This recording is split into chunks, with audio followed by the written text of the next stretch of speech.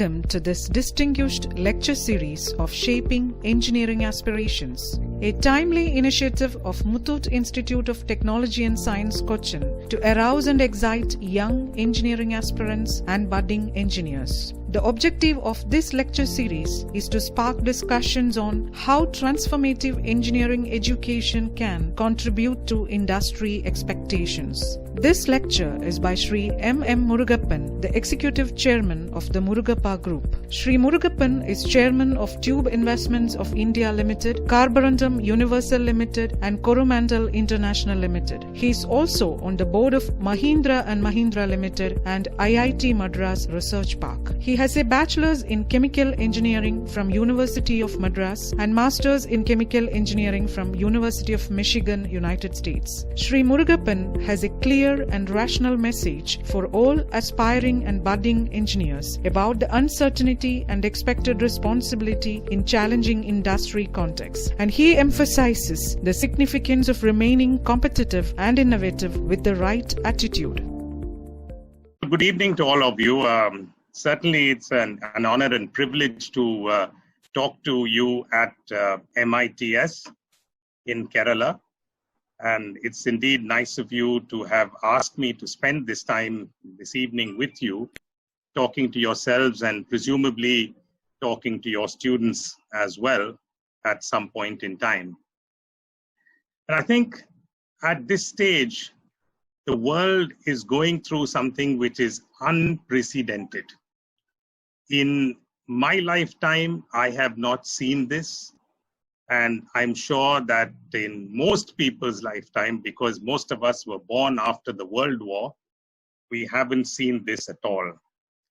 And this pandemic, what is very unique about it is that nobody has, found a vaccine or a cure, but the behavior of this virus has also been very unique because nobody is able to predict this behavior.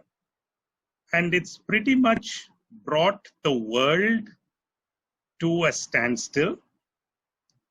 And the only solution to this, quite apart from the great effort that medical professionals and governments are taking, the only solution to this is personal discipline. And this is the cornerstone on which most governments across the world are putting out policies. It's not only a pandemic impacting health, there is also an economic downturn across the world. The price of oil is hugely fluctuating. There are a few other things that are also happening. If you take businesses as such, small or big or multinational, in any form that you take, businesses of any form, a lot of business are over-leveraged. The banking system, not only in India, but across the world, has been impacted. And it's almost like another Cold War. And what is unique here also is that it is all this come together at the same time. So what is our responsibility? I think the first and foremost responsibility of corporate India, industry, government, institutions like MITS, etc., is to ensure safety and security of people. I'm not talking just about students. I'm not talking about only families. I'm not talking only people who work in our companies, but I'm talking about entire society. Our role is fundamentally to ensure safety and security of people. And the kind of dimensions this is taking is unparalleled, it's unpredictable, and therefore, when Dr. Abraham sent me a few questions as to where do you think what is the scenario that is going to emerge post-COVID. I really cannot tell you this is the scenario that is going to emerge. But what is going to emerge is something that is very uncertain and very disruptive. So people who are well educated, not only people who are going to join MITS or people who are already students at MITS, the faculty, stakeholders like industry, like ourselves, all of us have a tremendous responsibility to actually ensure that the economy is stable, the businesses are stable, we can provide reasonable employment, provide employment that is motivating to young people because they will face the world in the future. And we need to stay positive. It is not all gloom and doom. We are in this world. We have a responsibility to our families, to society, to our country, to the institutions, to religious beliefs, whatever it is. We are very privileged individuals, and therefore we have to do our bit. So coming very specifically to the scenario post-COVID, quite honestly, I don't know. Because if you look at India, we are not a very rich country, but we are a country with a lot of spirit. We are a country with good family values. I think all this has to come to the fore. And this has to play out in a manner that is all encompassing. It's not only about business for profit. It's got to be business which balances the interests of all stakeholders, customers, employees, suppliers, shareholders, regulators, government, etc. So we need to look at our roles as people in industry or business in a much more comprehensive manner and in a self-regulated manner and not having to be regulated. So that self-discipline is extremely important. And where will that self-discipline come? And that self-discipline will come from institutions like MITS. Because students at MITS, the faculty, the people of the Muthoot institutions who have made endowments for this college, they've done it with a certain vision. And that vision can be only fulfilled by the quality of its students. And the quality of its students will depend on how well the faculty nurture them. And therefore, institutions like MITS and particularly students who are studying there, first of all, please remain positive. Please remain positive. Please be students and enjoy your students' life as well. But at the same time, direct your attention to what is required in a larger perspective.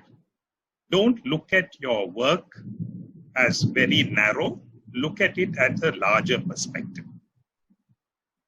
What do I mean by a larger perspective? First of all, ensure that you have a larger awareness. Your awareness is not only the fine institution that you study in. Your awareness is not only your family. Your awareness is not only Kerala. Please read. Please read Malayalam Manorama. Please read the newspapers. Please tune in to the news at least once a day and try and look at yourself as a person of the world rather than a person within very narrow perspectives. That is my first request to all you students. The second request I have to you students and to the faculty is that please get down to fundamental details of your curriculum. It's extremely important. When you come to industry, we expect you to understand issues from basics. Nothing is complicated. It's we who make things complicated. Please focus on the fundamentals of your curriculum. To the faculty and the regulators, while examinations are important and marks are important, let me tell you, as a person in industry, we recruit for attitude, we train for skill. Because a large proportion of students who come to us, they come with tremendous ideology. And that entire myth gets broken when they join us in industry. What I'd like to tell all of you students is, what you do in the laboratory is actually what we do in industry, in the factories. It is just that we in industry have to get down to explaining to you how it relates to your various experiments. And you as students, you need to open your eyes, get back to your fundamentals and say, oh yes, this is what happens in the laboratory and this is what is happening in industry in a different perspective. So this is extremely critical. I would like you students to spend a lot of time on fundamentals. And I would like faculty, when you plan your courses, please focus on learning rather than studying. Help students learn. Don't make students study. Unfortunately, today's evaluation system perhaps can be overcome or beaten or what do you call it? They say in English, it can be mastered by some very clever studying methodologies. All that's fine. But what happens afterwards? But therefore, please create a learning environment at MITS. And what do I say about a learning environment? Please include a lot more experimental and experiential work as part of your curriculum. I do know that when you come from school, you would have come with a very structured approach. Even happened to me also. I'm no different than you. You come with a structured approach. If it's a laboratory, there is a certain methodology you do. There is an aim of an experiment. There is an apparatus. There is a procedure. There is a result. All that is extremely valid. But I want you to ask why. I want you to ask how. I don't want you to accept what has been told. And this must carry through, this inquisitiveness must carry through from the school to the college to the company. And I would like you to please focus on this a lot. And I'm going to come back to you to say, that's why I recruit for attitude. I train for skill. If some boy or girl is smiling and said, fine, sir, let's do it. I'd like this opportunity and I'm going to crack this problem. I'm more than happy to let them do it with advice, of course, from my colleagues and myself if I know the subject. So this is very, very important. So in a post-COVID scenario, what will happen is that a lot of changes will happen in the economy. Policies will change. Naturally, companies will have to adapt themselves into literally a new normal. Quite apart from safety, security, healthcare, social distancing, etc., etc. we will have to remain competitive. And to remain competitive, we will look to young students for new ideas. Why do you think that we look to young students for new ideas?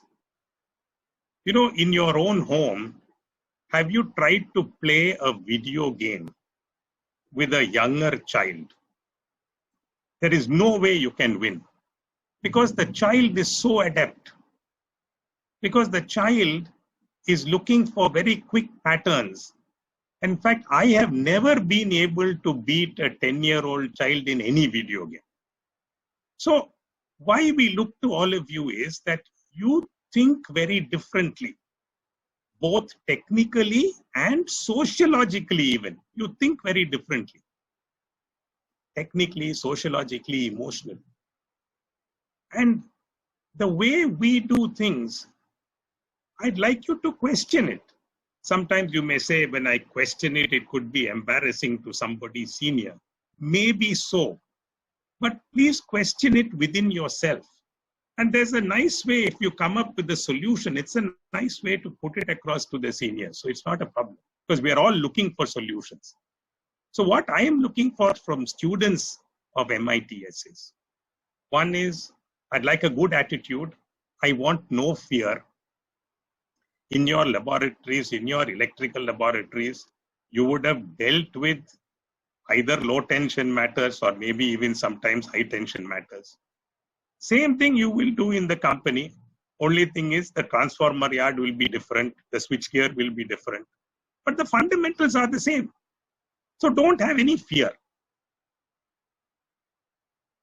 But always have the humility to ask.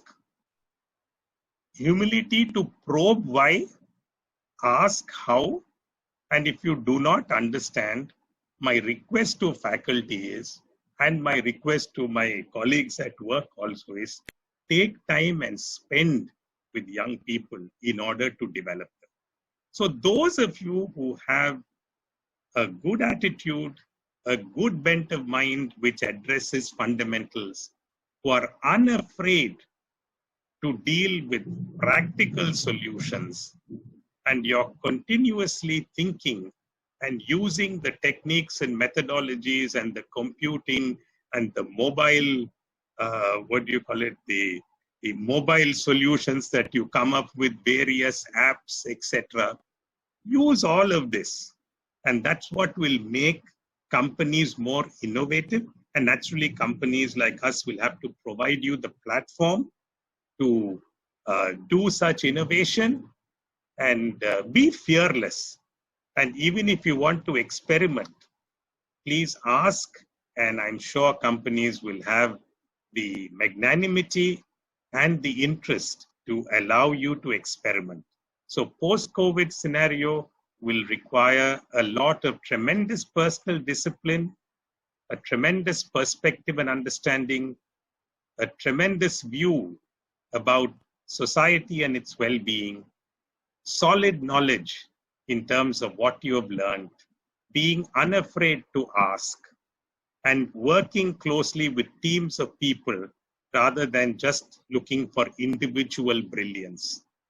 And yet, doing all this with the humility and concern for everyone around you. This is what I would expect from all of you. And I'm sure that your faculty and the visionary people like the Muthoot Group who have endowed this institution not only with their funds, with wonderful people like my friend Raju here, who is very much involved with your institution. I'm sure you will do extremely well, and I wish you all well. What will set you apart is your attitude more than your knowledge. Good luck. God bless you all. Very insightful comments, sir. Dr. Neelakandan here. Sir, can you speak up a little bit, sir? Your volume is very low. Very insightful, sir. Can you hear me now? Thank you, yes. Your perspectives on being inquisitive, experiential learning having a positive attitude, and the students having the faculty the message that they should be telling them how to learn. All these are well taken, sir. And your stress on recruiting for attitude and training them for skills. All these are very pertinent points, sir. I have a question for you, sir. Sure. You being from the manufacturing sector, how do you foresee manufacturing picking up in the future, and what will be the expectations from the manufacturing sector for prospective employees who want to join the manufacturing sector? Sure. Sir, first of all, I mean, there will always be a place for manufacturing.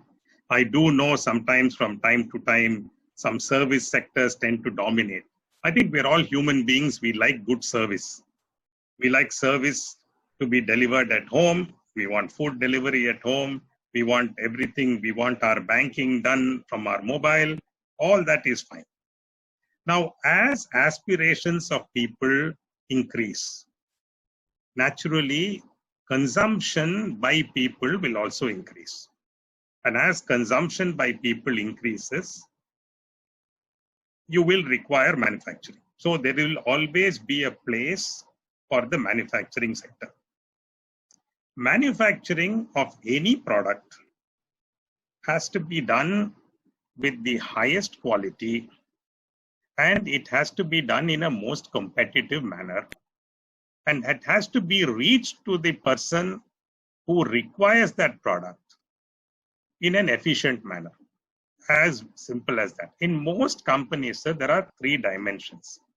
Every company, whether it's service or manufacturing or otherwise, there is growth, there is efficiency, there is capability.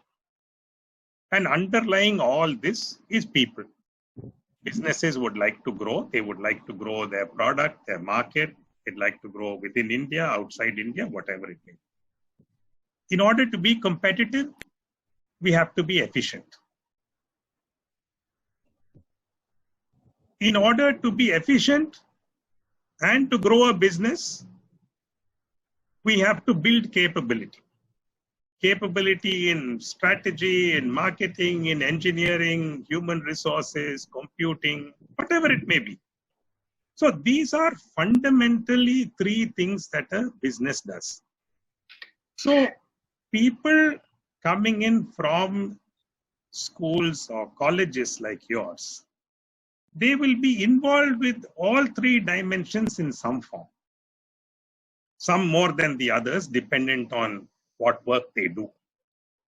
So if they are working in a factory, naturally they will be wanting to make that factory the most efficient factory. Not efficient factory in Kerala, not efficient factory in India. It's got to be efficient to the world. So economies today will not necessarily be defined by geography, although after COVID, some definition by geography will take place. I have a clear situation today where our factory in Kerala has suddenly got inquiries from customers who used to tell us we are too expensive. And I tried to probe as to why we got these inquiries. Now they don't want to buy from China. Now, how long will this last? I don't know. At the same time, I know one thing. I cannot make an unnecessary quick profit also. So we are going to service them, but we are going to service them at a fair price because I know that then they will trust us. So businesses are there for a longer period of time. So we don't build just businesses, we build institutions. So therefore, that's where the attitude comes. So people from institutions like yours will be involved in some dimension of this business, either the efficiency dimension, which is the most likely in manufacturing, but they will also be involved with the growth dimension, because if they have to interface with the customer and tell them how our product can be effectively used in the customer's process, that's also knowledge. And we have to build capability, because you might want to, and there you must make a choice. See, development of a human being is not by designation. It's not by saying junior engineer, senior engineer, general manager, director. These are all a myth.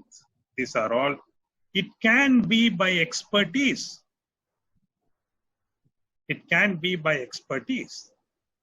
It can be if you wish to be focused on R&D, if you wish to be focused on product development, you may not be the head of the company or the general manager of the company, but this is what gives you joy.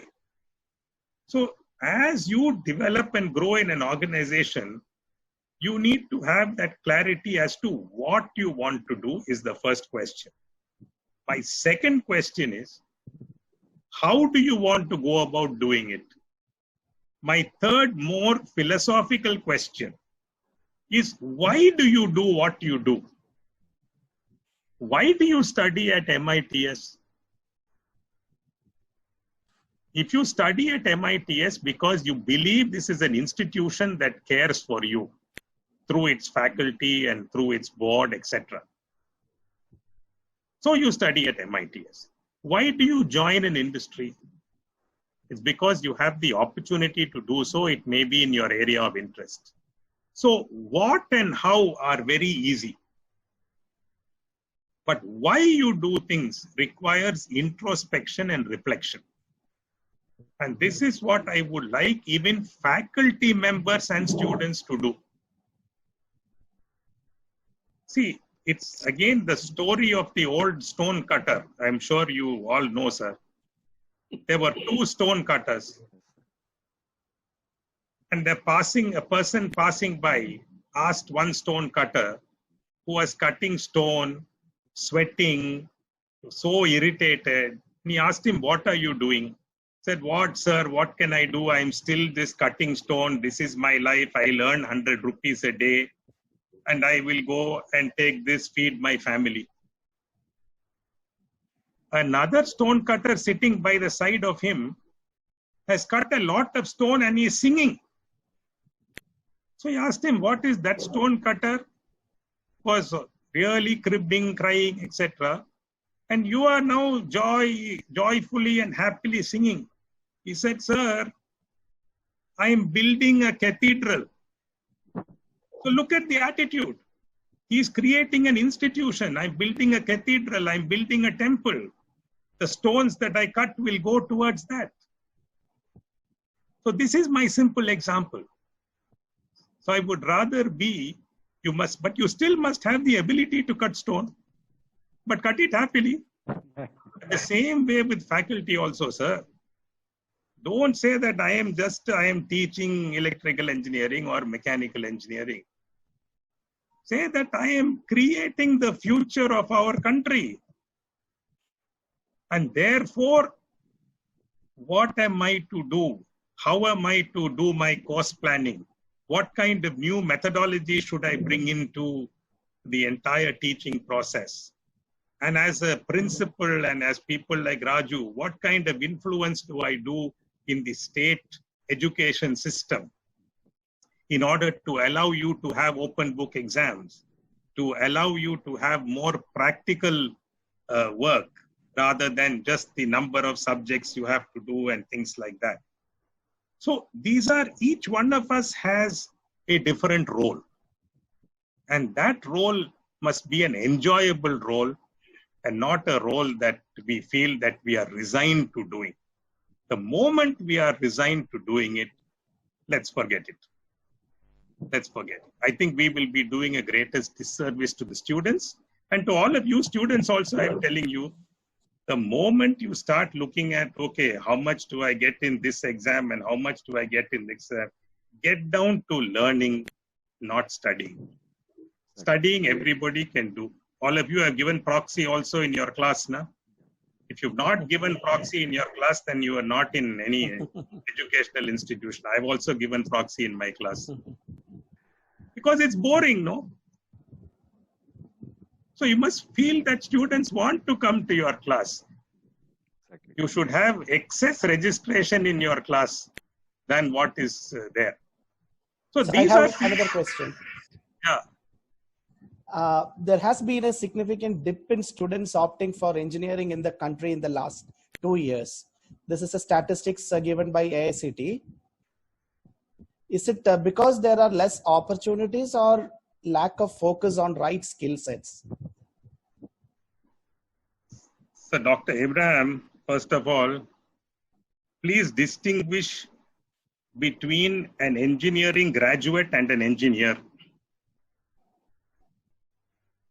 An engineer has to be an engineering graduate, but an engineering graduate need not necessarily be an engineer.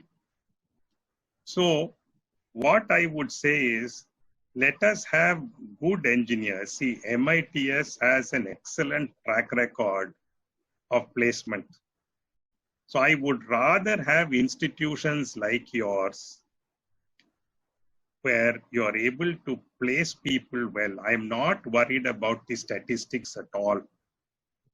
I'm only keen that every engineering institution, because all these institutions would have been set up with some vision, some amount of foresight. Those institutions, be it private or public or state-owned in whatever, if those institutions turn out a good set of engineers, I will be happy, sir. So I'm not overly concerned about the statistics at all. Let me also tell you one thing. Of late, we are recruiting humanities students in our companies. Because, quite honestly, all of us who have gone through engineering are too structured in our thinking. We need it in order to produce a product consistently, day after day, time after time. But in order to think creatively, many of us are not able to do it. Certainly, I'm not able to do it. So many times we are now recruiting humanities students, and they too have a role. So I would prefer well-rounded students, and I would not be greatly worried about numbers of engineers coming down. To add to that, sir, your industry is in the manufacturing and the production sector. So, do you think automation and artificial intelligence will bring down less jobs in the industry, or there is futuristic that that also will add to more efficiency and more job opportunities? To what extent will automation eat up the jobs? Sure. Dr. Abraham, we automate for quality. We automate, and most companies, they automate for quality. And even if a job is replaced by automation, they are actually doing it for quality. Because a machine always does what it is told to do, provided it's maintained properly. So what happens is that in order to ensure consistent quality, we often have to automate. Now, if you take artificial intelligence or machine learning, a lot of things that are talked about, what is it that data is being collected? And the data that is being collected, it is being processed. You look at various patterns, and dependent on various patterns, there are different outcomes. And therefore, you're able to program these outcomes in order to give those machines or give those automation elements a certain direction in order to do things in a certain way, which we would have done repetitively or we would have done through our own years of experience. Now, in order to do all this, at the core of this is human intelligence. At the core of this is human intelligence from the conceptual stage to the design stage to the operation stage. So, jobs for good people will never go away, sir. Will never go away. So this is actually a myth. I'll give you a simple reason. The automation is not only in manufacturing industry. We have, like Muthoot Group, we have a finance company, Cholamandalam Finance Company. We finance trucks. Now, we finance trucks for people who have, they may just have one truck. And then we go one step further. We try to get a load for that person's truck. So what do? We try to match the load giver to the load carrier. Now, after he gets the load, he has to get the money from the person, and then he has to pay us also, whatever he has to pay every month. Now, some people pay regularly, some people don't. Now, we are using artificial intelligence to say which are the people, and we have tens of thousands of customers, which are the people who pay regularly, which are the people who don't pay regularly. And based on that, we have a journey plan for our collection agents. Now, you see, this is also a use of artificial intelligence and data analytics. So there is tremendous scope, sir, for so many things. And let's take agriculture. There's tremendous scope for automating agriculture. See, all of us, particularly in Kerala, you are blessed with abundant rain. Everybody wants to do flood irrigation. But even this drip irrigation that they do, everyone wants a subsidy. But can we not automate and control the dripper? Now, that also requires some amount of electronics and software. It requires sensors. So, sir, jobs will never go, sir, in India. There is tremendous opportunity. But we must get out of this idea is, I want a job only in Cochin. I want a job only in Kalamassery. I want a job around my house. Come on, I think this is a world we should be open enough. I do know sometimes there are personal compulsions. I respect that. Sometimes elderly people, our culture, we have to care for them. But if that is not all there, please go out and see the world. The concept of global village. See the world, see the country, learn different languages. Be like that stone cutter who's building the cathedral. Let them also build new companies and new institutions. So this is what I would like students to do. Enjoy. Sir, another question. What will be your message to the future electrical and mechanical engineers compared to, I know that you are a chemical engineer, and what will be your message to the future mechanical and electrical engineers in the manufacturing sector or in the production sector? Okay. First of all, my view to them is be positive. There is tremendous opportunity. Ask yourself the question, what do you want to do? What kind of role do you want to play? What kind of industry that you want to join? You may not know to begin with, but does not matter. At least with whatever little knowledge that you have and the opportunity that you have to talk to your faculty, your student counselors, or industry counselors, choose the kind of industry that you have an opportunity. Spend time in that industry. Don't sort of run away don't make unnecessary comparisons between peer groups and how much salary he gets and how much salary she gets and things like that. You be prepared to learn. Spend the formative years learning and building your own capability. And once you build your own capability, your companies will recognize you and will progress you. And if they don't recognize you, there'll be some other company who will recognize you. So don't worry about that. And so to a mechanical engineer or an electrical engineer, whatever your interest area is, please look at that sector. Once you look at that sector, program yourself to look for opportunities in that sector. And then take the right references from your faculty and things like that, and use your own references. Sometimes you may have family in these sectors. There's no harm in asking them for an introduction. And please be prepared to work anywhere in our country. I think the country needs you. So please work in anywhere in your country, unless you have some very strong personal commitments or compulsions. And that would be my advice to them. Choose a sector and stay focused for a couple of years. And Murugappa Group is a very large industrial conglomerate in the country. What will be the typical employee strength of the entire group put together?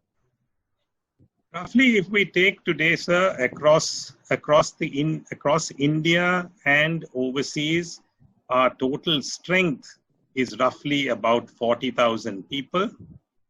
And these are people who are directly on our rolls. About 10% of them are overseas.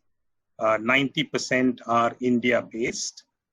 In addition to this, we have a large support workforce who are doing back-end processing, who are doing some amount of front-end work, etc.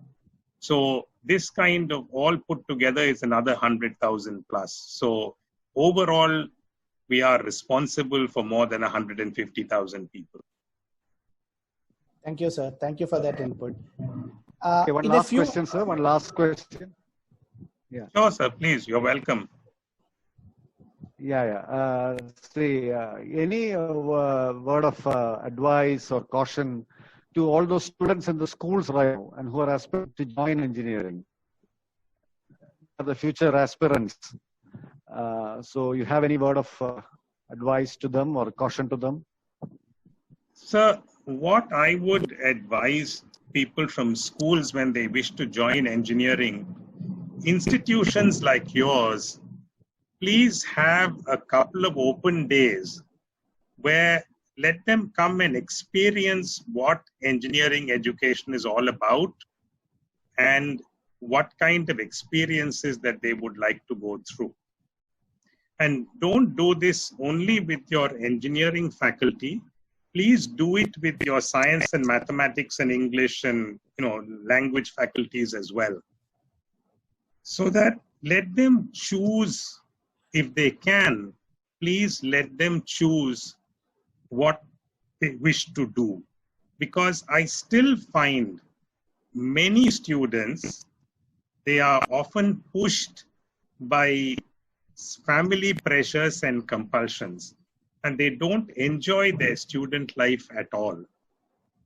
And this is psychologically, it hurts them, sir, because at the ages of 17, 18, etc., these are very impressionable and important ages. Many of them do not have the means to support education, etc. We must respect that. But nevertheless, what I would say to you is to, before people come in, if there is a methodology of exposing them to what it's all about, it will be very useful. Because if students come, which is not their own calling, it is so difficult to make their lives meaningful. And this is what we tend to do in our own small polytechnic, where we have roughly about 1,200 students. And one of the nice things we have in the polytechnic, which we have not given up over the last 60 years, is a sandwich program where people work 2 full terms in industry. So instead of 3 years, they complete their course in 3.5 years. And this is very useful because the industry has an opportunity to see their work firsthand, and almost 100% placement before they leave the college, they are absorbed. So like this, can you create some opportunities for the MITS students? And I don't know whether the Kerala education system will allow you the introduction of a sandwich program. And this is the old City and Guilds program in the UK. And I know one of the Coimbatore colleges, I think PSG, has a sandwich program. Maybe you can have a talk with them. And the sandwich program is very, very useful because particularly when you have mechanical and electrical engineers, I can tell you, you will be a very sought after institution. Not that you're not already are, but you'll be a very, very sought after institution. One more request to faculty. To faculty, kindly look at course planning, and put your course plans on the net itself so that the students know what kind of coursework they have to do, what kind of reading they have to do. Give them plenty of projects. And if there is an opportunity to do further research, like you have Cochin University of Science and Technology, you've got some very good institutions, or even the IITs, for example. If some of your faculty are pursuing doctoral research of very high quality, don't state board level doctoral research sometimes is not all that meaningful, but I don't know how it is in Kerala, but certainly not in Tamil Nadu. But if you can get some of them to focus on and give them the necessary kind of support to pursue some high quality research and publishing, high impact factors, etc., you might then see a whole new dimension to both teaching and research at MITS. Sir, my last question is, 2 words, can you tell the strength and weakness of Indian students? Strengths of Indian students and weakness of Indian students. I think the strength of Indian students is the strength of heritage and culture. And the weakness of Indian students is that they are not inquisitive enough. And if in doubt, you should ask. I remember drawings those days, maybe Raju remembers, in every drawing which we had to do, or we get a blueprint from which we had to work, there used to be a little column or a row at the bottom, if in doubt, ask. That is something that I don't see in students.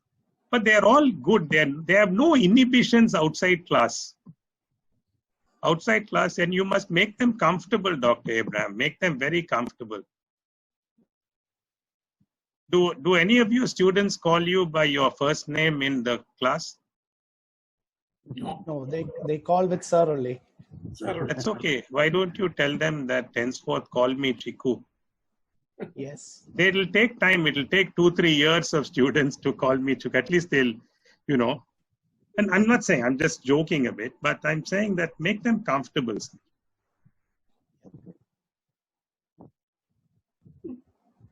Your inputs on the faculty intervention, we are practicing that here, sir, with respect to the course plan, as well as with respect to encouraging them to take research. We are doing that. We would definitely like to take it up, and as you suggested, we strongly believe in bringing our students and the faculty. Enjoy, sir. You got your final remark. Sir? Yeah. George, sir. No. George, sir. I can only say thank you very much. It was a very, very informative and very interesting talk. Yeah, come. You know something, sir? Why don't you one day come here at the IIT? There are a lot of these startups, couple of interesting companies here. Yeah. So come and see some of them. I'll organize it for you. Sometimes your students might not come. I don't know. Chiku and principal knows that they are very much into agriculture. This Murugappa group is. Yes. EIT Parry. No, not Parry. They are agriculture. Real. His brother is involved in that. Very big agriculture setup. Yeah, plantations, yes, exactly. Okay. Yeah, they are very, very much into that. Okay. Actually, I think we will plan it. Yeah, come. Most welcome. Actually, we should go. We should visit them. Okay. And sir, it's a privilege for myself, Anand Mahalingam, to have time spent at least 45 to 50 minutes with you, and it's a privilege for us. We place on records our privilege, and thanks to you, sir. Well, thank you very much. Thank you. We really appreciate your time as well. Thank you. All the best. God bless. Thank you for all your time. Thank you very much. Not at all. Pleasure. No, pleasure always. Anytime. Okay, Murugu. Thank you. Okay, take care. Keep safe. Yeah. Thank you. Yeah. Same to you. Keep safe. Bye-bye. I'm signing off now. Yeah. Yeah.